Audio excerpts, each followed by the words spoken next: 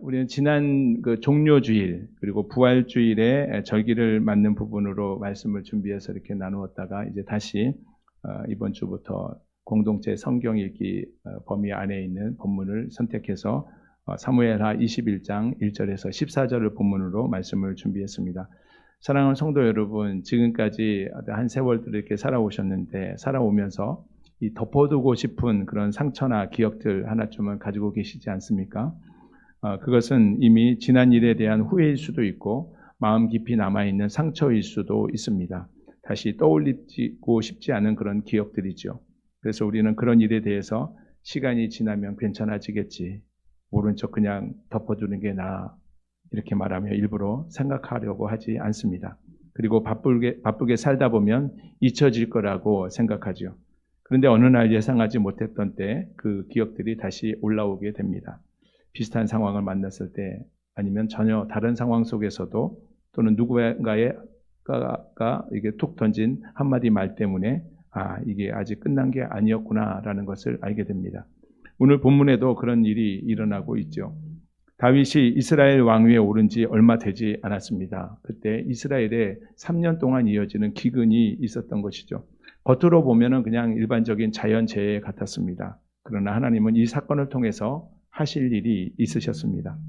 하나님이 이건 그냥 덮고 넘어갈 일이 아니다라고 말씀하시는 것 같습니다. 하나님은 우리의 삶 깊은 곳에 덮어준 채 남아있는 그것을 그냥 덮어두기를 원하지 않으시고 그것을 드러내고 치유하기를 원하십니다. 이때 우리는 어떻게 하나님 앞에 반응해야 될까요? 시편 139편 23절 24절에 나타난 다윗의 시를 보면 이렇습니다. 하나님이여 나를 살피사 내 마음을 아시며 나를 시험하사 내 뜻을 아옵소서. 내게 무슨 악한 행위가 있나 보시고 나를 영원한 길로 인도하소서. 다윗은 하나님께 자신을 살피시고 또 마음을 뜻을 아시고 또 악한 행위가 있는지 살펴봐달라고 고백합니다. 그리고 영원한 길로 인도해달라고 말하죠. 마음의 상처뿐만 아니라 악한 행위도 덮지 않고 깊은 내면까지 하나님 앞에 드러내고 직면하게 하시는 겁니다. 이렇게 하는 궁극적인 목적은 죄가 아니라 영원한 길로 인도받고 회복되는 과정입니다. 이 시간 주시는 말씀을 통해서 우리 모두가 상처를 덮어두지 않고 치유하시는 하나님을 깊이 만나시고 또 더 근원적인 문제가 치유되고 회복되는 것을 경험하는 복된 시간 되시기를 주님의 이름으로 축복합니다. 앞서 말씀드렸던 것처럼 본문의 이야기는 이스라엘이 3년 기근의 이야기로 시작됩니다. 본문 1절 말씀을 보겠습니다. 읽습니다. 시작. 다윗의 시대에 해를 거듭하여 3년 기근이 있으므로 다윗이 여호와 앞에 간구하매 여호와께서 이르시되 이는 사울과 피를 흘린 그의 집으로 말미암음이니 그가 기브온 사람을 죽였음이니라 하시니라. 아멘. 다윗의 시대에 내리 3년 동안 기근이 임했습니다. 1년, 2년은 뭐 그렇다 치더라도 3년 동안 이어지는 것은 매우 심각한 일이죠. 엘리야 시대에 하나님께서 심판하셔서 북이스라엘에 3년 동안 비가 내리지 않는 기근이 있었습니다. 성경에서 이것을 볼 때 기근은 단순한 자연재해가 아니라 하나님의 심판으로 인식되는 것이었습니다. 더욱이 다윗의 통치 초기에 이런 일이 있었다는 것은 어떤 극단적으로 생각한다면 하나님이 다윗을 이스라엘의 왕으로 합당하게 여기지 않는다는 의미로 받아들여질 수도 있는 일이었습니다. 이에 다윗이 하나님께 기도하며 왜 이런 일이 일어났는지를 묻습니다. 그때 하나님께서 사울과 피로 얼룩진 그의 집안이 기브온 사람들을 죽였기 때문이라고 말씀하십니다. 다윗은 기근의 원인을 알게 되었습니다. 이 일은 다윗이 전혀 생각하지 못했던 일이었습니다. 대부분의 사람들도 잊고 있었던 것입니다. 기브온 사람과 이스라엘의 관계를 우리가 이해하려면 여호와 시대로 거슬러 올라가야 합니다. 여호수아를 필두로 이스라엘 백성들이 요단을 건너 가나안 정복 전쟁을 시작할 때 하나님께서는 이스라엘 백성들에게 가나안의 모든 족속들을 다 진멸하고 그들과 언약을 맺지 말라고 명령하셨습니다. 그런데 가나안 원주민 중에 이 기브와 사람들이 이스라엘 백성들을 속이고 화친 조약을 맺은 거죠. 본문 2절에 나온 것처럼 기브온 사람들은 가나안의 아모리 족속에 속한 사람들이었습니다. 그런데 자신들이 가나안 원주민이 아니고 저 먼 데서 온 사람들인 것처럼 위장하고 이스라엘 백성들을 속였던 것이죠. 이스라엘 백성들은 그것도 모르고 여호와의 이름으로 그들과 언약을 맺고 그들을 살려두게 됩니다. 이스라엘 백성들이 비록 속아서 조약을 맺은 것이지만 여호와의 이름으로 맺은 것이기 때문에 어떤 경우에라도 그 언약은 지켜져야만 했습니다. 만약 언약을 어긴다면 그것은 거룩하신 하나님의 이름을 더럽히는 것이 되기 때문입니다. 그런데 사울과 그의 집안이 이스라엘 백성들의 환심을 사기 위해서 이스라엘의 순수한 민족성을 강화한다는 명목으로 무고한 이 기브온 사람들을 무참하게 학살한 겁니다. 이 일이 일어난 때는 사울의 통치 중기나 또는 말기쯤 되었을 겁니다. 어쨌든 이 일로 여호와의 이름으로 맺은 이 조약이 다 파기되었고 거룩하신 하나님의 이름의 영광이 그 이름이 더럽혀지게 된 것입니다. 이 일은 오래전 일이고 대부분 사람들의 기억에서는 잊혀져 있는 일이었습니다. 그런데 하나님은 잊지 않고 계셨습니다. 사람들은 불편한 문제는 덮고 죄는 숨기고 또 아픔은 잊어버리려고 합니다. 그러나 더 그렇게 드러나게 되면 더 힘들 것 같기 때문이죠.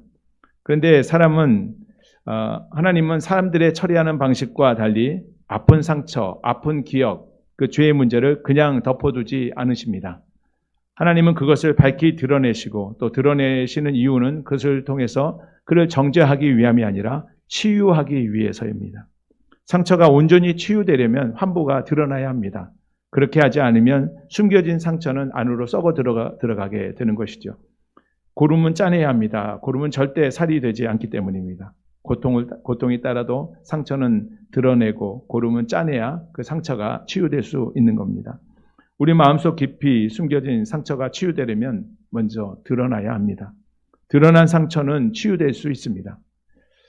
사랑하는 성도 여러분, 혹시 본문에 나오는 이 3년 기근과 같은 그런 고통 가운데 또 깊은 절망 가운데 계십니까? 어쩌면 하나님께서 여러분의 삶을 통해서 그 상처를 드러내려고 하는 작업이실 수 있습니다. 덮어두고 싶은 상처를 건드리고 하나님께서 드러내게 되실 때 그것은 나를 무너뜨리려고 하신 것이 아니고 나를 치유하시고 나를 다시 사용하시기 위해서 일을 시작하시는 겁니다. 마음속 깊은 곳에 숨겨진 이 죄책감, 관계 속에서 아직도 해결되지 않은 문제, 애써 외면하려고 했던 그 아픔들, 이 상처들은 꽤 오랜 것일 수도 있습니다. 심리 상담 측면에서 보면 사람들은 누구나 어린 시절에 원가족들, 가족과 형제들 관계 속에서 크고 작은 상처를 입게 되죠. 그것이 마음속에 이제 묻혀져 있습니다.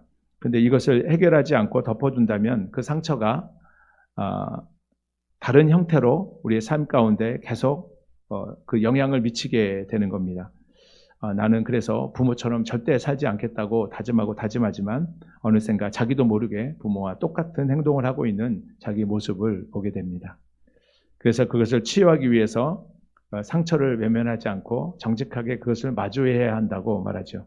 상담에서 이렇게 상처와 마주하는 것을 직면이라고 합니다. 우리는 마음의 상처와 고통을 치유하기 위해서 이와 같은 이제 심리 상담의 도움을 받게 되기도 하죠. 심리 상담에서 이 마음의 상처를 직면하는 것은 매우 고통스럽고 어려운 일입니다. 그때 또 다양한 반응을 보이게 되는데 억눌렸던 감정이 치솟아 분노로 표출되기도 하고 때로는 이 방어 기제가 작동해서 그것을 거부하거나 회피하는 반응으로 나타나기도 합니다.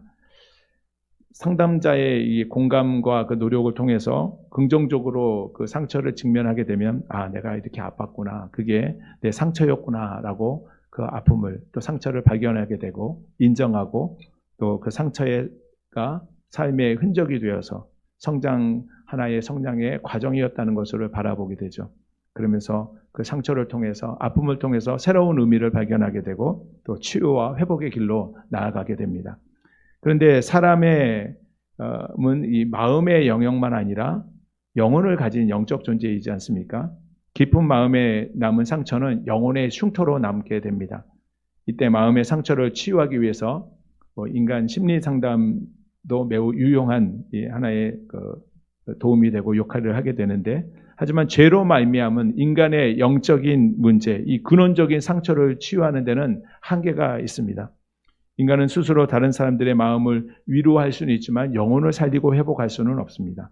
영혼의 깊은 상처는 하나님만이 치유하고 회복할 수 있기 때문입니다. 그래서 하나님은 단순히 상처와 마주해라, 직면해라 하지 않고 하나님 앞에, 내 앞에 나오라고 하나님께서 우리를 부르고 계신 겁니다. 인간의 심리 상담은 우리의 마음을 이해하고 정리하도록 도와주는 좋은 도구입니다. 그러나 죄로 인해 깨어진 인간의 근원적인 문제까지 해결할 수는 없습니다. 그 부분은 하나님만이 다루실 수 있기 때문입니다. 그러므로 모든 상처와 아픔을 우리가 덮어두지 말고 하나님께로 가지고 나오는 저와 여러분이 되시기를 바랍니다. 그렇게 해서 드러났을 때 드러난 상처는 반드시 하나님께로부터 치유함을 받게 됩니다. 하나님은 상처를 드러내기만 하시는 분이 아니라 반드시 바로잡으시고 치료하시는 분이십니다. 하나님 본문에서 다윗은 하나님께 이제 기도해서 3년 기근의 문제의 원인이 무엇인지를 알게 되었습니다. 그러자 다윗이 기브온 사람들을 불러서 묻지요. 본문 3절 말씀입니다. 같이 보겠습니다. 시작. 다윗이 그들에게 묻되 내가 너희를 위하여 어떻게 하랴? 내가 어떻게 속죄하여야 너희가 여호와의 기업을 위하여 복을 빌겠느냐 하니, 다윗이 기브온 사람들에게 말합니다. 내가 어떻게 해야 되겠느냐? 내가 어떻게 보상을 해줘야 이 문제가 해결될 수 있는지 묻습니다. 여기는 아주 중요한 포인트를 우리에게 보여주고 있는데, 다윗은 어쩌면 기브온 사람들, 소수의 미방 사람들이기 때문에 그냥 대수롭지 않게 넘길 수도 있을 겁니다. 또 오히려 그들과 접촉하는 것이 불편하게 여겨질 수도 있을 겁니다. 그러나 하나님의 뜻에 따라서 문제를 공의롭고 정의롭게 해결하려고 노력합니다. 하나님은 상처를 그대로 대충 덮어놓고 넘어가는 방식으로 해결하지 않으시기 때문입니다. 그러나 보통 사람들은 이런 방식으로 해결하지 않죠. 아니, 그 일이 언제 땐 일인데 그냥 덮어두고 그냥 없던 일로 하면 안 될까? 조용히 넘어가면 안 될까? 대충 얼버무리고 덮으려고 합니다.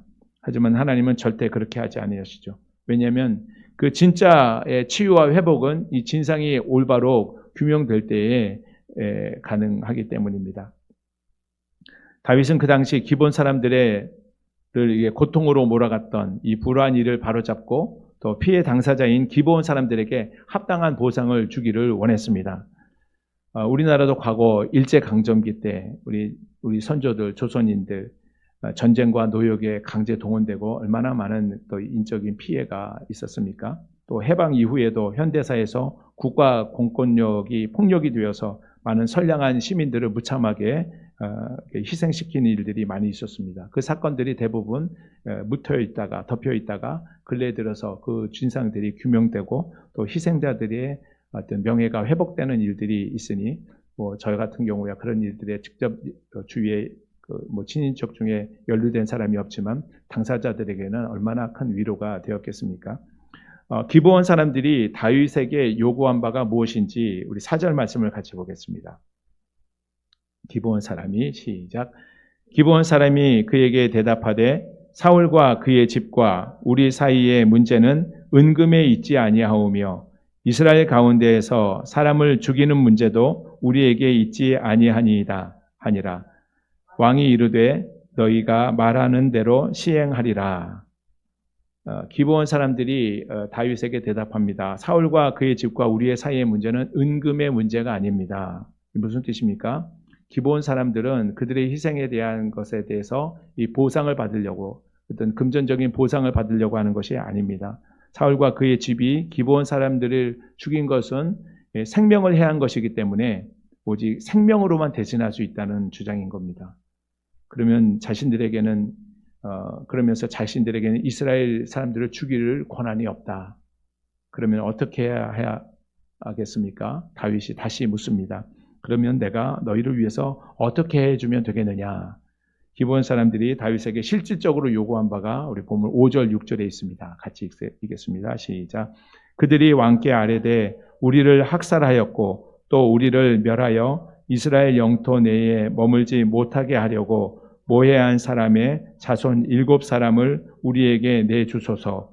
여호와께서 택하신 사울의 고을 기브아에서 우리가 그들을 여호와 앞에 목매어 달겠나이다 하니 왕이 이르되 내가 주리라 하니라. 아멘. 기브온 사람들은 자기 족속을 이게 살해한, 학살한 이 사울의 자손 가운데 7사람을 내어달라고 요구합니다. 그들을 죽이고 하나님 앞에서 목매달므로써 자신들의 원한을 풀겠다고 하는 겁니다. 이 어떻게 하면 좋을까요? 굉장히 좀 무겁고 참 곤란한 상황이 아닐 수 없습니다. 그런데 우리가 읽은 바와 같이 다윗은 기브온 사람들의 요구대로 사울의 자손 중에서 7사람들을 그들에게 내어줍니다. 우리가 이 장면을 보면 자칫 이거 복수의 이야기라고 이게 보여질 수 있습니다. 그러나 이것은 단순한 복수의 이야기가 아니라 사울과 그의 가족으로 말미암아 이스라엘과 기브온 사람들 사이에 체결됐던 하나님 앞에서 체결된 이 조약이 깨뜨려진 것, 그 책임에 대해서 회복하기 원한 겁니다. 기브온 사람들은 사울의 자손들 7사람들을 하나님의 언약을 파기한 자들에 해당하는 형벌에 처함으로써 모든 사람들에게 경계를 삼고자 했습니다. 기브온 사람들은 자신들이 제시한 방법이 하나님 앞에서 죄가 된다고 생각하지 않았습니다. 과거 정복전쟁 당시에 아까 말씀드렸던 것처럼 기브온 사람과 또 이스라엘 사람들의 언약의 증인이 되셨던 거룩하신 하나님의 뜻에 합당한 일이라고 생각했습니다. 그래서 그들이 어떻게 했는지 본문 9절 말씀을 같이 보겠습니다. 다윗이 그들에게 7사람들을 내어주었습니다. 9절 읽습니다. 그들을 시작. 그들을 기브온 사람의 손에 넘기니 기브온 사람이 그들을 산 위에서 여호와 앞에 목매어 달매 그들 7사람이 동시에 죽으니 죽은 때는 곡식 베는 첫날 곧 보리를 베기 시작하는 때더라. 언약을 저버리고 범죄한 이 사울의 죄 때문에 그의 후손 7사람이 그 사울의 고향 기브아에 있는 산에서 기브온 사람들에 의해서 동시에 목매달아 죽임을 당하게 됩니다.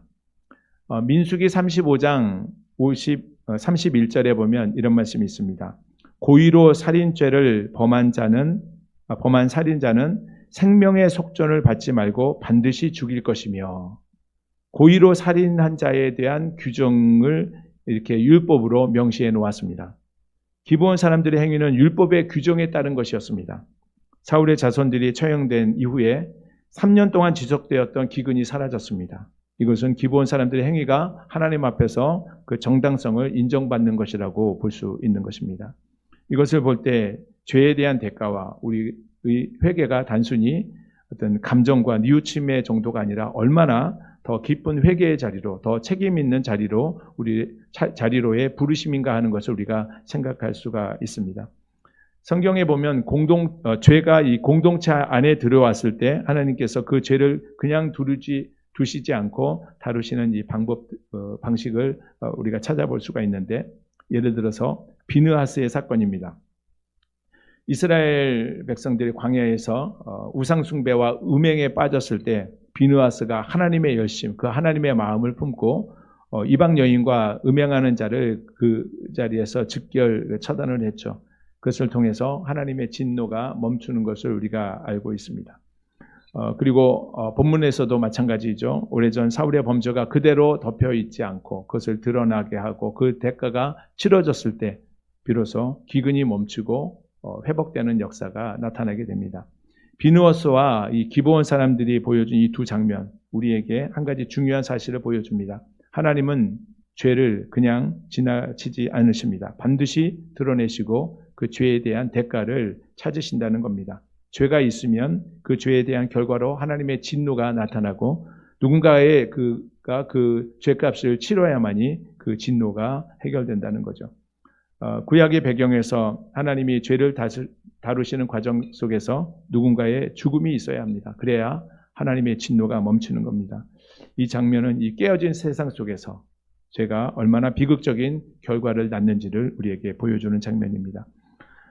오늘날에 하나님께서 죄를 다스리실 때 우리는 어떻게 그것이 적용될까요?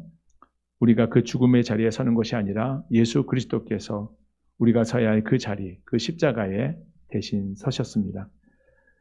우리가 감당해야 할 죄의 값을 예수님께서 대신 지시고 또 십자가에서 친히 담당하셨습니다. 그러므로 우리에게 저주가 끊어지고 우리에게 주어지는 사망이 다 무너져 내리게 된 줄로 믿습니다.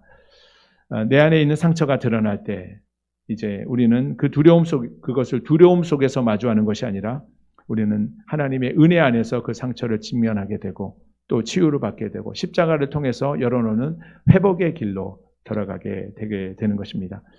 세 번째 보겠습니다. 첫째는 하나님께서 상처를 드러내시고, 두 번째 상처를 또 잘 바로잡으시고, 세 번째는 그 상처를 회복하십니다.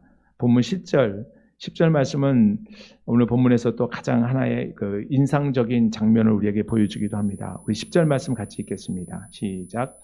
아야의 딸 리스바가 굵은 배를 가져다가 자기를 위하여 바위 위에 펴고 곡식 베기 시작할 때부터 하늘에서 비가 시체에 쏟아지기까지 그 시체에 낮에는 공중에 새가 앉지 못하게 하고 밤에는 들짐승이 범하지 못하게 한지라.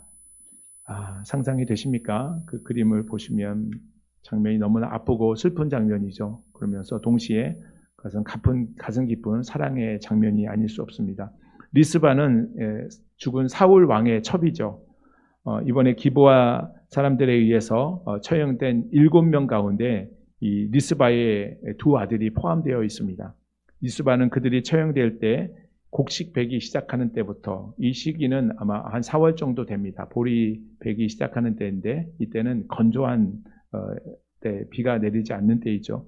그런데 하늘에서 비가 내릴 때까지 그 기간이 얼마나 되었는지는 알 수 없지만 죽은 자들의 곁을 떠나지 않습니다. 그리고 그 시신이 훼손되지 않게 하기 위해서 낮에는 짐승을 쫓아내고 밤에는 새들을 쫓아내면서 홀로 그 자리를 지켰습니다. 연약한 여자의 몸으로서 그 자리를 지키는 동안 얼마나 슬프고 아프고 또 힘들고 또 괴롭고 외로운 시간이었겠습니까? 리스바가 이렇게 죽은 자들을 위해서 정성을 다하는 모습을 하나님께서 보십니다. 그리고 다윗에게도 그 소식이 들려져 감동을 주었습니다. 이에 다윗이 직접 그를 찾아가 지금까지 잊혀졌던 사울과 요나단의 뼈를 수습하고 또 이번에 죽은 자들의 뼈도 같이 가져와서 사울의 아버지인 그 기스의 무덤에 그들을 정식적으로 다 장례를 치러줍니다. 이 무너졌던 인간의 존엄이 다시 세워진 겁니다. 이렇게 모든 것이 끝났을 때, 마무리되었을 때 오늘 본문 14절 마지막 부분에 보면 그 후에야 하나님이 그 땅을 위한 기도를 들으셨다고 말씀하면서 오늘 본문의 이야기가 마쳐지게 됩니다. 오늘 본문의 말씀을 통해서 우리는 감추어진 상처가 드러나고 또 상황이 바로잡히고 회복되고 하나님의 응답이 이루어지는 그런 흐름을 보게 되었습니다.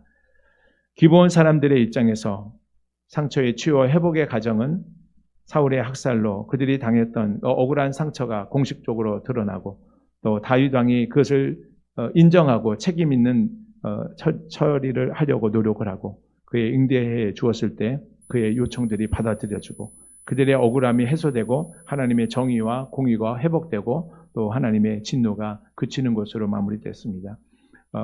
리스바의 입장에서는 어떻게 나타났나요? 리스바, 그녀의 슬픔과 상처가 무시되지 않고 드러났습니다.